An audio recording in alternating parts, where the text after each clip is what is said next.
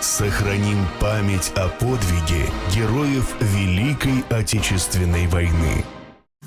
Siz armiya saflarına koşan alındınız. Ermiye saflarına olan 44. yılın 10. oktyabrında. Siz neçe yıl hizmet ettiniz? Min 44. yılının ana şu oktyabrından 51. yılının 14. mayında kayıttım. 7 yıla yakın bulaydı. Hasreti koydu söylüyor. 7 yılda bulaydı. Safettin abi, siz soğuşta katlaştınız mı? Katlaştım Japonya'da. Nindi medaller var? Vatan Savaşı örneğini var.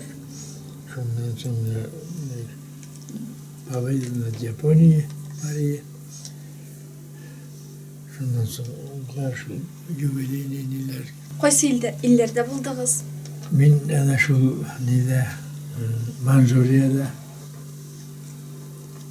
Feryadilerinde ana şu Manzuriyada şundan bütün illerde bulmadım. Hazırki turmuşunuz sizni kanaatlendirer mi? Bitti kanaatlendiler. Allah'a Bir şükür. kanaatlendiler. Allah'a şükür. Ne şükür. Bir şey söz ettiyse akşa getirip birerler, birek bu pensiyalarımız balakayım. 4 balam var, bana Allah'a şükür Allah terbiye kılalar. Minetem tırığa iyim bulvaş.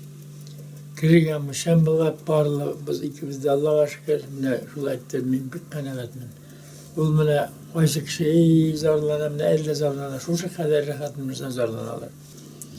Ul soğuş yılları bir yürek ağır bulduğunda şu 44. yılga şaklı 45'nin 9. ayında bir kagras bir akın çıkışka varıp düştük biz.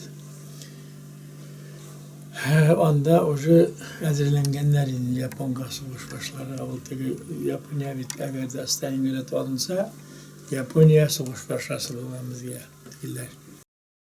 Сохраним память о подвиге героев Великой Отечественной войны.